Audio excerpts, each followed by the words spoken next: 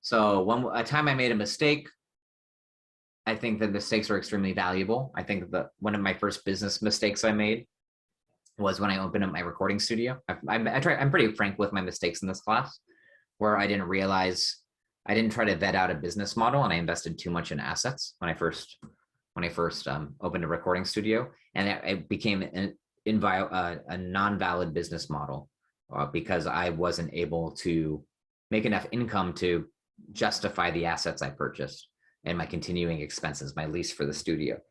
And so I liquidated it because when I calculated it out, I was making pretty much minimum wage to keep up and working a lot to try to keep up and pay back for my recording studio. And it would have been like 5 years before I made back my original investment. And so my key takeaway from that is, before it was good to try something. I learned a lot about business from that. But before you do enter into a business endeavor, really make sure that you can generate cash. And that's what I try to tell every student that I've had or my consulting clients is like, let's get you to cash creation as soon as possible, unless it's a client like making a drug or a medical device or something like that. But it's a very different type of, that's 99.9% of people who start businesses. You really want to get your customers as soon as possible and prove out your models, and make sure you're spending as little as possible to do that. And that's that concept of minimum viable product. That's what I learned from that is I always use the minimum. So that's where I tell people, being a tutor where you can make $25, $30 an hour as a tutor could be a much better business than a lot of startups that people try to do, or like a lot of Amazon businesses that have assets and risk. And I know someone who became a very successful tutor, started a tutoring business where she scaled it. She got a lot of clients and she makes hundreds of thousands of dollars a year now just by tutoring and she had no costs associated with it other than like minimal, almost no costs, just minimal investing costs, like advertising costs. So I think that's a useful takeaway. How do I prioritize work? I'm super weird. I wake up very early. I generally wake up around 4 or 5 a.m.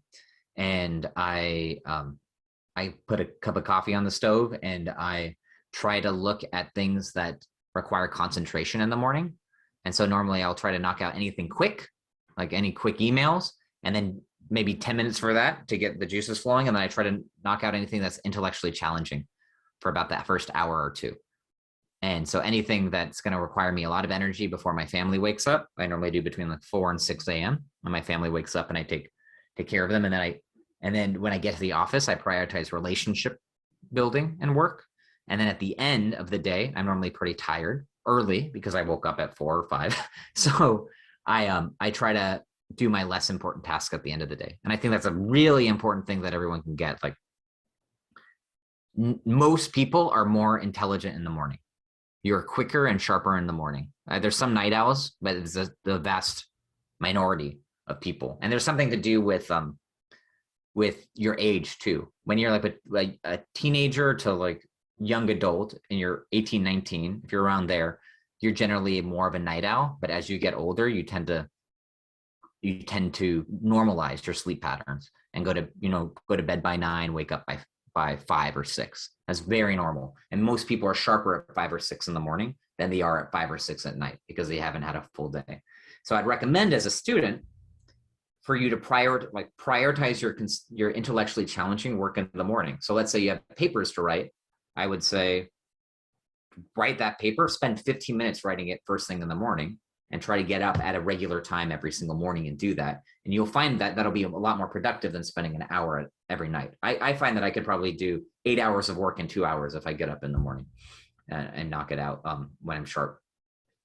Salaries are pretty confidential. So this question I can't speak to.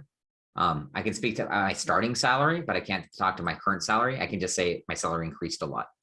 But my starting salary, when I first started working, I started working when I was 15 and I was making maybe $7 an hour.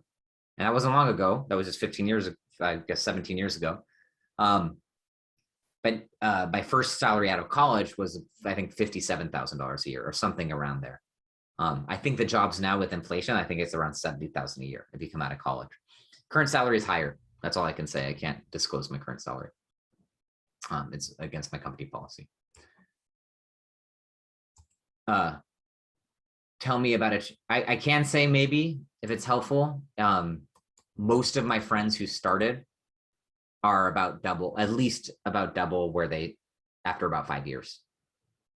So that's kind of a way. I think in accounting, if you went the CPA route, if you get your CPA um, and you went public accounting route, like when you generally, or even the ones who didn't, I say with inflation and everything, everyone's about at least double where they started. Everyone's at least around $100,000 now, after about 5 years. Tell me about challenges or conflicts you've dealt at work. You're going to face everything. I mean, we all face with humans. We all work with humans, and we all know the difficulty of other humans.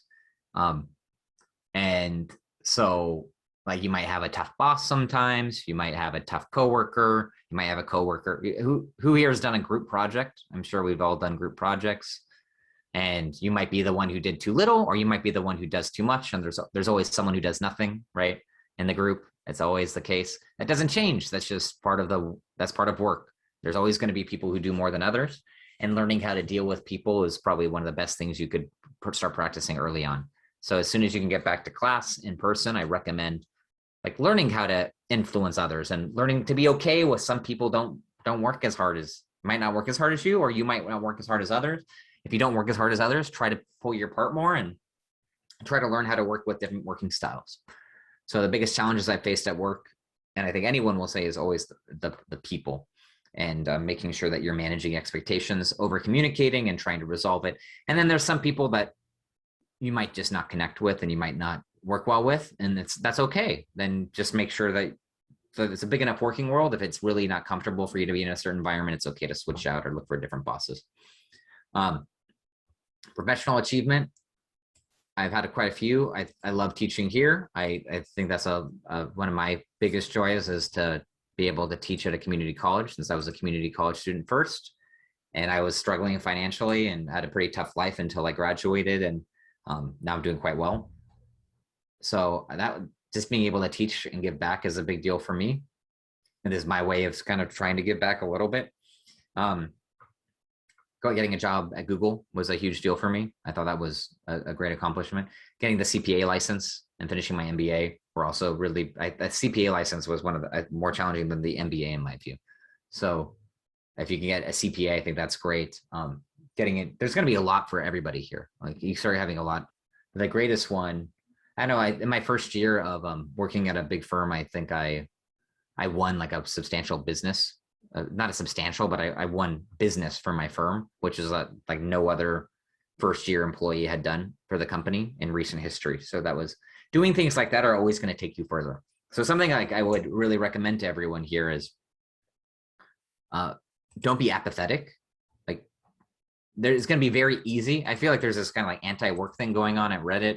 If you've been reading Reddit, and there's this whole concept of like, hey, I'm entitled to, there's this concept that, hey, I should be able to show up and do my job and get paid, and I don't need to put in 100%. It's a job. But that's not, it's kind of a depressing way to look at life. Like you could make the world better through your actions. You could by showing up to work, even in a managerial accounting role. What if every managerial accountant was able to save companies tens of millions of dollars? And because of that, there was able to be cheaper prices, like inflation decreased, and let's say because of that, raises were able to increase. Like you could improve if everyone took some additional responsibility in life, everyone's life would be better. Like what if you took it upon yourself to try your hardest at whatever you do? Like what if everybody tried to do that? That would be a huge deal. That would change the world. And so I think that it's too easy to be apathetic. And if you take everything you do seriously and try to do your best, you'll just continuously have these professional accomplishments, and it makes life a lot more meaningful. And so that's what I'd encourage everyone here to do, is just not try to live a mediocre life, but try to do something special with it. How do I prioritize work at work? I think I explained it. Everything I do is work at this point in my life. So I teach, I work at Google, and I also consult. And so I work 40 hours is a low week for me, normally 60 hours a week. So I prioritize my morning, like I mentioned here, and then when I'm at work, if I'm in the office, I'm prioritizing relationships, and I put my most challenging, mentally not challenging, but mentally challenging, or what deserves the most mental attention or can get the most results first thing in the morning, and then I kind of deteriorate throughout the day. By the end of the day, maybe it's just emails and organizing information. What am I passionate about at work? I think it's really cool to being in Silicon Valley. I think it's really amazing that you get to work with some of the sharpest people in the world. Just it's amazing how many intelligent people you get to learn from. And in this profession, you just get to keep learning. And so it doesn't change. Like I'm still learning now into my profession. And there's kind of unlimited opportunities in this profession where it's like, I'm stuck. Do I want to try to be a CFO one day? Do I want to try to be a chief accounting officer? Do I want to go into like contracting, or I could go into sales and focus on more sales focus, or do I want to stay specialized in revenue? And I'm really excited about all that. But also as moving up, I'm really excited about like kind of pulling other people up with me. So a lot of people look at this concept of like a hierarchy kind of negatively, like everyone hates their boss, like everyone thinks they hate their boss. But a lot of people have helped me out in my career, and you're going to see like there's this concept of mentoring in accounting that is really amazing, where if you're putting in the effort that I mentioned before, people as they move up are especially eager in helping others move up. And it's really cool to continue to learn from through all levels. So I have mentors, and I'm also starting to mentor other people. And it's just really amazing to have those relationships grow and develop throughout your career. And so that's what I'm really passionate about, is like just trying to continue to learn, but also help others in the process. Errors are what happens when you make an error. Errors are really common.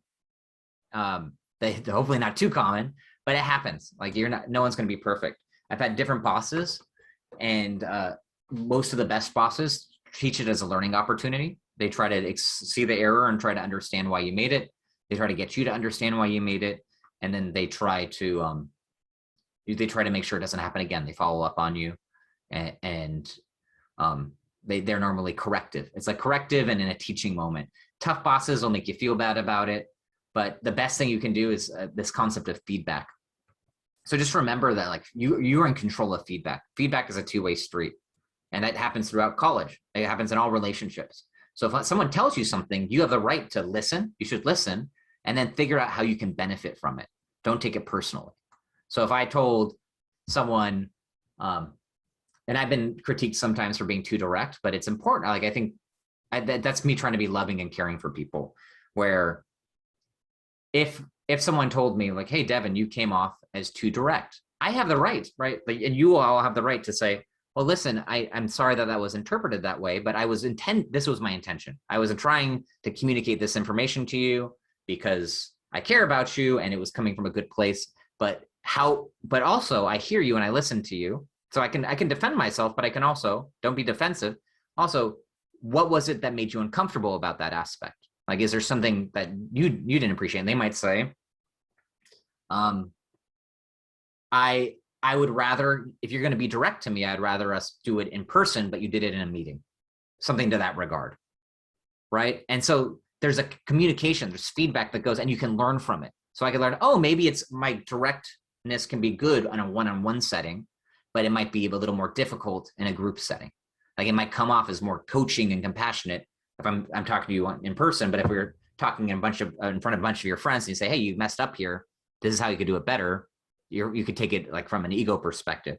And so these are the kind of learning opportunities or feedback you can get from your bosses. And so just remember, like you can justify your try to always be able to justify your actions, but also if you have an error, make sure that you learn from it. Like don't take things personally. New workers, what opinion do I have of them? I think that most people are really excited to work with new people as long as they have the right attitude. So if you come in wanting to learn, realizing like it's a very apprenticeship-based field, so there is a lot of hard work at the beginning and it's challenging, but if you have the right attitude of coming in and wanting to learn and willing to put in the extra work, most people are very appreciative of that and really excited to teach. That's a general opinion. I think that you'll find a lot of mentors and a lot of people you can learn from. I think if you come in with an attitude that hey, I was top of my class, or I own this, I've graduated college. You have to remember, like, when you become a senior in college, you suddenly, like, you're kind of the top of your hierarchy, and then you go to the bottom, like, right as soon as you graduate. So it's kind of a jarring mix, and it just remember not to be too remember to come in humble, like be humble and be humble and willing to learn. And I think you'll find most people are really excited to work with new majors. And I think it's a great profession. I think as long as you're putting in your effort, everyone I've met, almost everyone I've met, has had a very successful profession, from coming from community college to graduating college in the accounting or business administrative degree. What are some of the biggest challenges you'll face? It's going to be that jarring switch and the responsibility you have to take on. So when I went to public accounting, I worked 60 to 80 hours a week. And I was doing a lot at school, and I was working while I went to school, but sitting in a desk for 60 hours a week, and working from 8 a.m. to 8 p.m. Monday through Saturday was quite tough. And getting used to, like, you're not going to see your friends after work. Your friends are mainly going to be the people you work with. You're going to have to figure out how to study your exams. You're going to be the bottom of the heart. There's going to be a ton more for you to learn after college. It's like college is just the entry point. You're going to have to figure out how to work with people, and you're going to have different types of bosses, some good, some bad. You're going to have to learn how not to take things personally. So the thing that challenge would be, like, to pace yourself and to be easy on yourself, but to work hard and take it seriously, and to kind of balance all of these aspects while not letting it affect your personal health. So, like, prioritizing your health first. So it doesn't sound fun, and that's, I think, that problem for a lot of people. But, like, if you want to go into public accounting and get your CPA, a daily schedule might be like, wake up at 6, get breakfast, go to the gym at 7, get to work by 8, like, work until 8, get home, watch a TV show for 30 minutes, go to bed, get up at 6. Like, that's your life for a few years, right? But you'll get vacations, and you get paid for that, and you learn a lot through the process. And I think that just that adjustment of having that freedom to, like, you're kind of more in a system, it's worth it in the long run, but it's quite a challenge. So it's that adjustment. So just be prepared for it, and I think everyone will do well. Hopefully this was interesting and helpful. That's my answers to this. Feel free, if you have this as an assignment, just to summarize my answers, or maybe I'll make the recording and I'll share it online. So maybe you could just share the recording as well. Any questions related to any of this? I've got one about the mentors. Yep. So, I mean, if you're comfortable talking about it, how did you find your mentors? I think that when you go in, it's kind of you're going to find some in college. So I'd recommend applying for scholarships in college. I wrote a book about scholarships. You can get it if you can't find it online.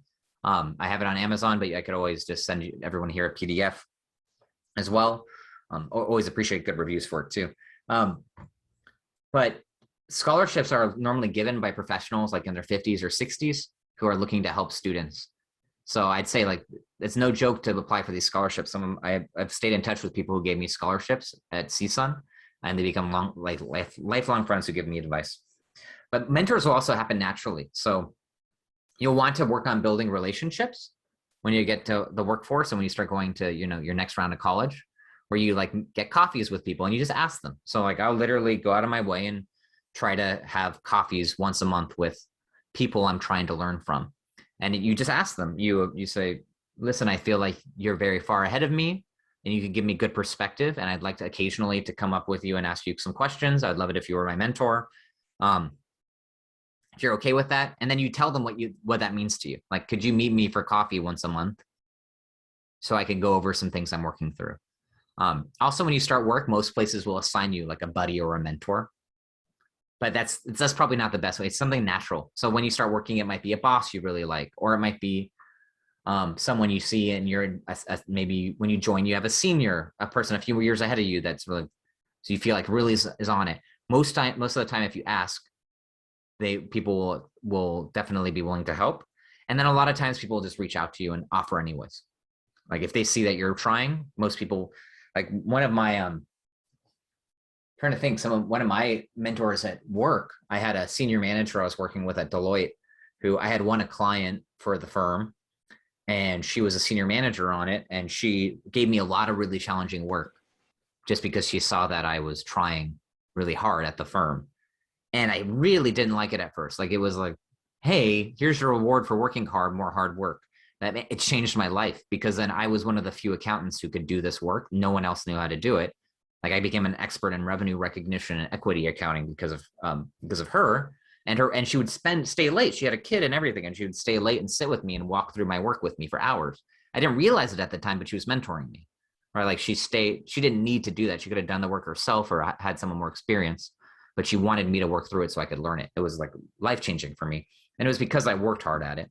And so you'll meet people like this. Like, and it's hard, like when people give you tough comments or when people like try to give you tough feedback, it's easy to resist and kind of despise them. But a lot of the time it's coming from a good place. It's like, hey, you'll be a better person if you know this stuff. It'll make your life better. And it might be tough now, but it's worth it if you put the effort in. So I'd keep the eye out for people who are willing to be honest with you and direct and try to like, challenge you a little bit, and that are that's extra effort. That's not easy for people to do. So if you're seeing people do that, I'd say lean into it and try. But there's a fine line. There's that, and there's people who are just like being mean. So you kind of find the people who are like giving you the extra work, but doing it in a caring way, or the people who are just like being irresponsible. But find those people and then build the relationship. Take them out of coffee, buy them. The simple things work. Like get someone a card, buy them a Starbucks gift card for $5 or $10 or whatever, or bring them a muffin or a donut. These little things can really add up. So the little niceties in life. Okay, I'll bribe everyone with caffeine. Thank you, Professor. Yeah, that's not a bad strategy.